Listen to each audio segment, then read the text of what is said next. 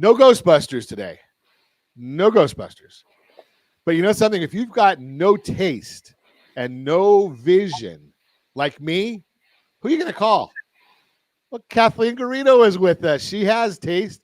She has vision. She knows how to make your house beautiful. So good morning, Kathleen.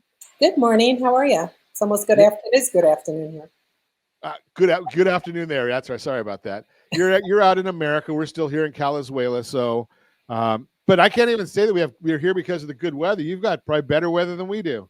It's the first day we've had good weather. It's been raining for a long time here. Is that water that comes out of the sky? We don't usually see that in California. Yeah, we've seen it all year round this time. I don't know why. So I guess you're going to probably want to move back to California then. I'm staying here. I'm good. So let's talk about design. Where are we heading? I mean, it's the beginning of the year. Usually we start seeing, everything. There's these cycles from what I see. What goes around comes around. Sometimes it takes. Heck, even what's her name, Lainey Wilson, wearing bell bottoms. When I was in high school, yeah. I think bell bottoms were popular then. It's all about the 70s, I think. I feel with clothing, at least. And a lot of things that we're seeing out there today are all coming back. Wallpaper, but in a totally different way. What does that mean in a different way? Well, it's not the avocado. It's not with the yellow. It's either neutral tones or in grays or in bright colors, but just more modern and hip. It just brings a room to life. We could use textures. We use prints. So there is prints. It's not like it's just you're replacing the gray paint with gray wallpaper. No, gray's kind of fizzling out. We're doing more. I'm seeing more taupes and more like organic and natural tones. More wood tones is what we're using more of. Wood tones, okay. Wood tones. So like I'm doing several homes here with hardwood floors, and then we're doing wood tones. Remember back in the day where we had oak and maple? Well, right. We have the white oak coming back in cabinetry. So I'm seeing a little bit more of that. And it's a lot of the clients, believe it or not, that are coming here from California that want more of that organic and light look, more of that coastal look. So it is the light look that they're going for. Yes, but at the same time, we're doing rooms, you'll see even in magazines, we're doing rooms darker green, darker blue. So it just gives it this whole vibe with adding maybe some gold brassy fixtures to it, like light fixtures. And I'm doing a lot of like fixtures in kitchen and bathrooms in like the gold brass versus the chrome or the brushed nickel. I'm doing more of the gold tones. Interesting. Yeah. So it's just fresh. Well, I guess that's what helps keep you busy. Yes. Besides all the grays, I'm kind of grayed out. I've done so many homes in the grays. It's kind of nice to switch it up a little bit. So how often is it economical or feasible or practical for people to change with the style? No, it's not. I mean, my house is all gray, my house out here.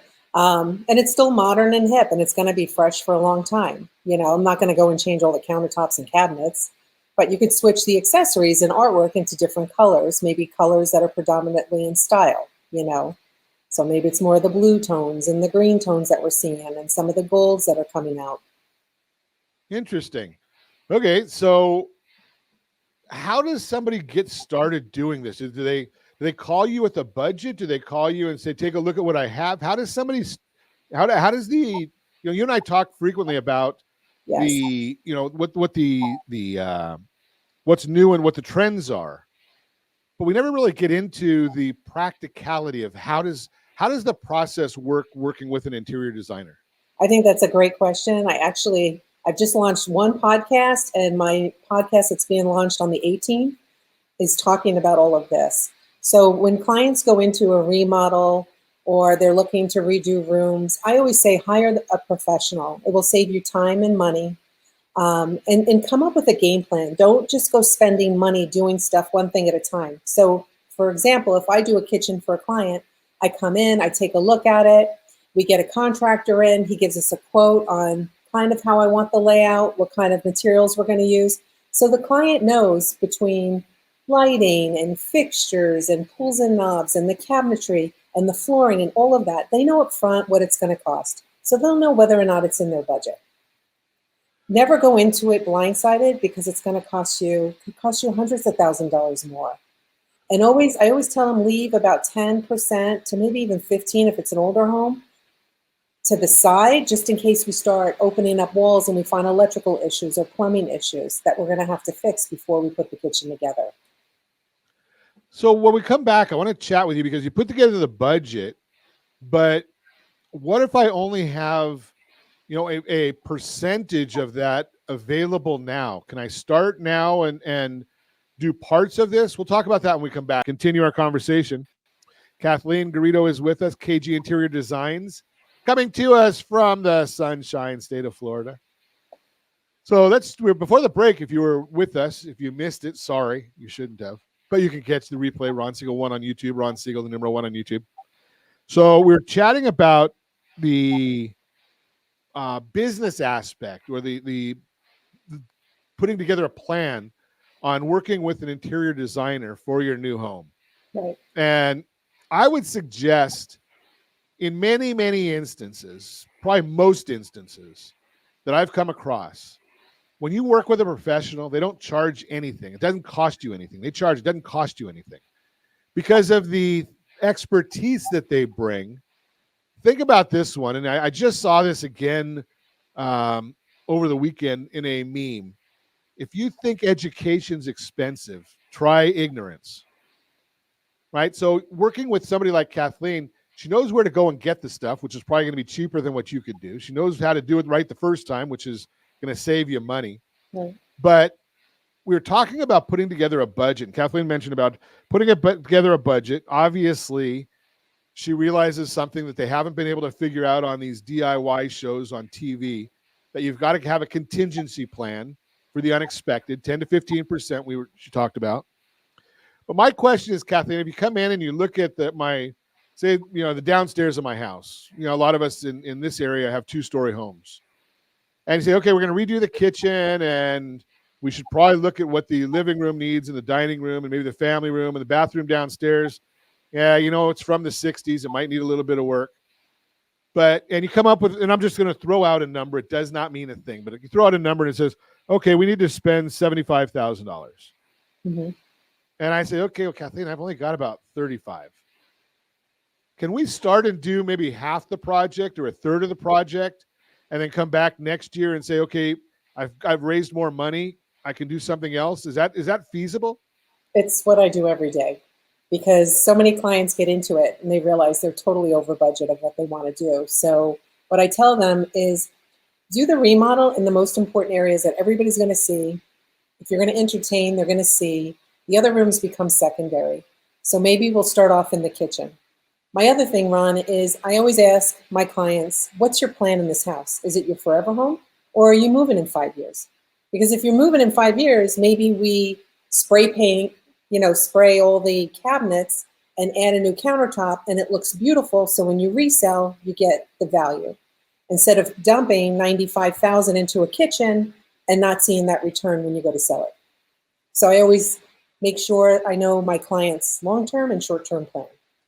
That's a big issue right there, because I think about this. If you do watch many people are watching those HGTV and the shows on there, and they do look at these remodels, and you never hear them talk about that fact.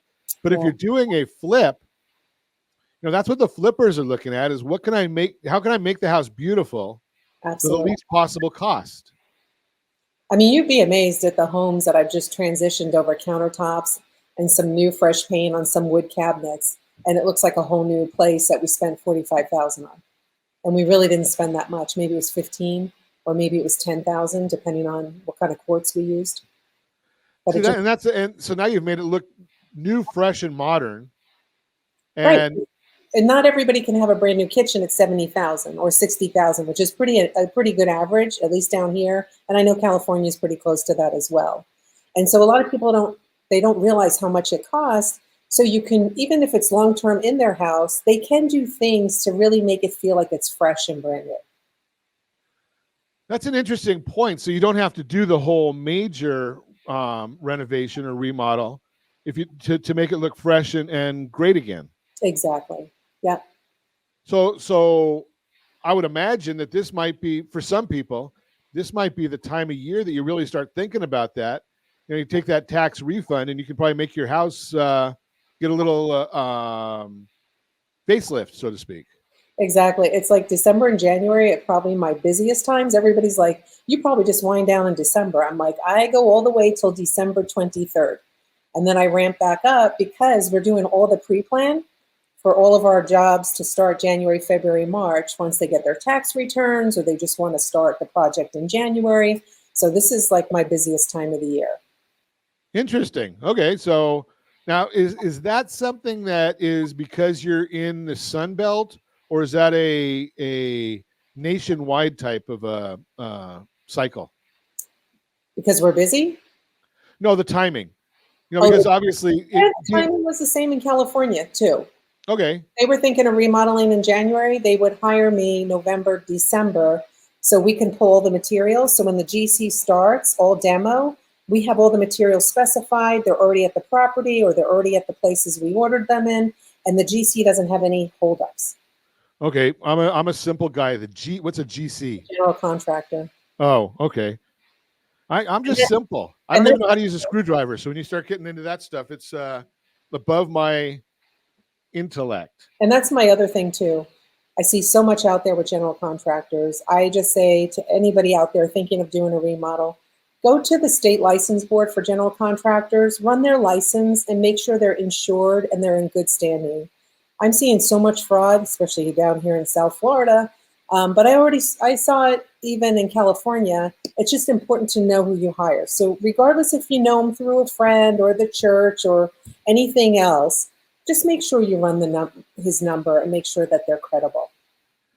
So that brings up another question, because I just heard this again over the weekend, that you're hiring general contractors and they're great for the first 95% of the project.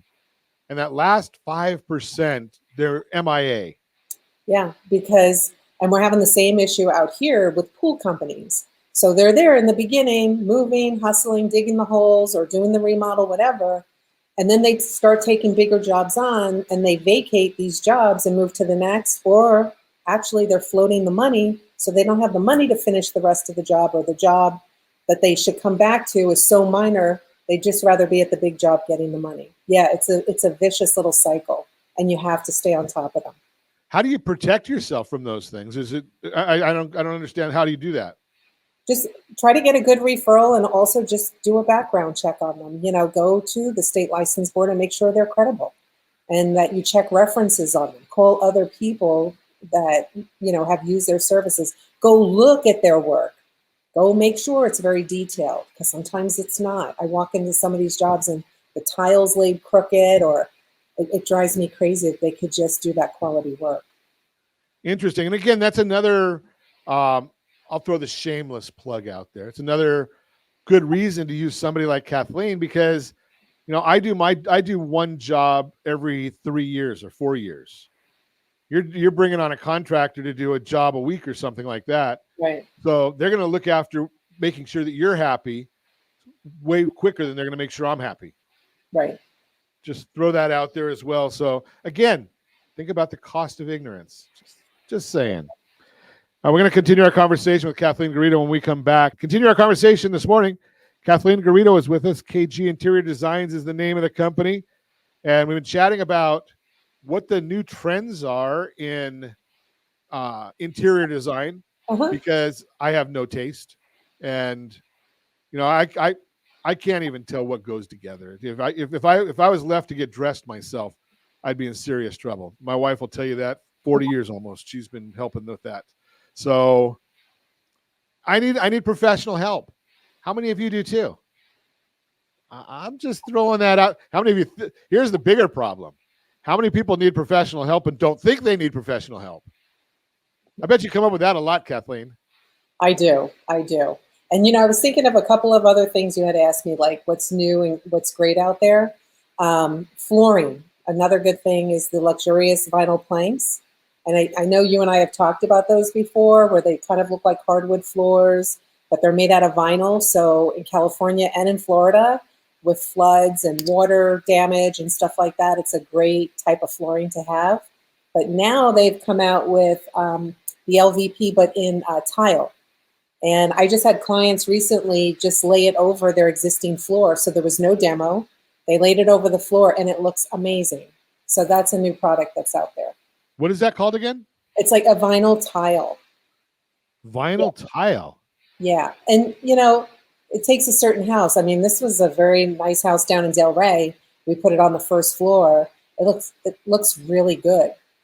Yeah. So it's just like the luxurious vinyl planks that we're used to, but now it's in like a 12 by 24 or 24 by 24, like big tile pieces that go on the floor. And do you have to have a big room for that, or can that be done in a condo or something like that? Yeah, I think it's great for a condo. And this happened to be a townhome, a pretty large townhome, but we did it just on the first level. So it was just a great product, especially like I know living in Aliso Viejo, it was like leaks all the time, pinhole leaks. And it's just, something that you don't have to replace the flooring. Interesting. And is that expensive to do that, or can you do that in a rental property, or is that? Yeah, you could definitely do it on a rental property for sure. And I do it to mid to higher end homes, some of them, but you just have to get the right vinyl. There are cheap vinyls out there. If you go to Floor and Decor, not putting Floor and Decor down, but some of even their planks look kind of fake. They don't look like a wood or anything. But there are showrooms that have nice planks and tile that you almost have to feel it to believe that it's not wood. And so I'm not going to be going and ordering it on Amazon because I got to go feel it first. I probably wouldn't order on Amazon. Okay. So that's another. Now, are they still doing it in that? I don't know the right color to call, like the light grays, or is that the right color to do something like that? Well, if that's what you like, you could do that. But like I said, I'm doing more natural tones and more of the taupes, like taupes. Taupes to almost like the white oak is a hot wood right now that everybody wants to put it either on the flooring or on their cabinetry. Interesting. Okay. So, and then obviously those things end up then pushing us to the next big project, I guess. Yes. Okay, so because once you change the floor, you got to change the walls. Once you change the walls, then you got to do the cabinets. But don't forget, it all comes, in layers. So like you said before, what if a client doesn't have all this money? I always say do the hard stuff first. So it's like kitchen cabinets, the flooring, the bathrooms. Leave the furniture and the accessories and the carpet, like all of that till after. But do all the hard stuff first. Does that make sense? Yeah, absolutely. Layer it. Don't do it all at the same time. Now, I think you had mentioned in a previous broadcast that we did together that you can change the accessories to even if you're not doing all the other modifications. Is that right? Still the case? Move furniture around and then just change the color of the pillows and some of the accessories. Maybe it's a piece of artwork, and all of a sudden your home looks totally different. Interesting. Okay, so just some ideas right there from Kathleen. What else is going on new? I mean, are there any things that you would think of that is a trend in artwork, or is it just what each individual's taste? I think it's individual taste. Okay. Individual taste. A lot of people, like I know in Orange County, if they go down to Laguna, they might have a special artist, and it's the same thing here. Or, they might just have artwork that they've already invested in, and that's what they're going to use and maybe reframe it to make it a little more modern. So that could be it. It's the art is the same, but the frame might change the look. It might even look like a whole new piece. Yes, exactly. Yep. Interesting. Okay, and are you still doing anything with staging, or is that the old school? Yeah, no. I'm never going to do. Well, I shouldn't say never. I'm not going to do anything with the furniture because when I did the furniture, I was so big with staging in Orange County that my design kind of fell. Like I didn't have enough creativity time. And that's why I closed the furniture side of the staging.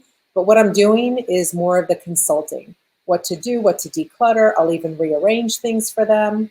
And then one thing I wanted to let you know, I am doing my first women's build for Habitat for Humanity out here. I'm very excited. Wow.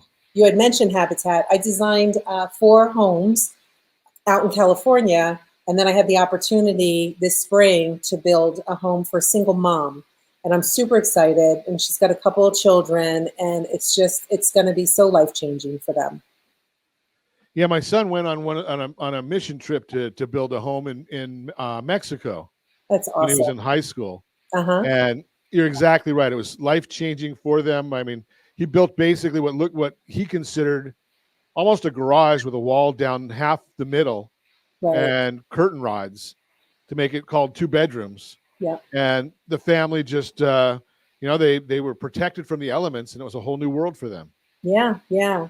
And habitat out here is a little bit different than California. They're just really making a big difference in the communities, and it was just very heartfelt. Well, you're a little bit closer to where the Carters were or are.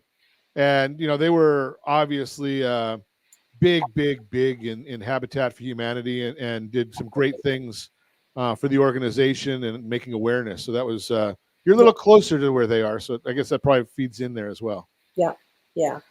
Appreciate you checking in. I appreciate you sharing with us and this project you're working on for Habitat for Humanity.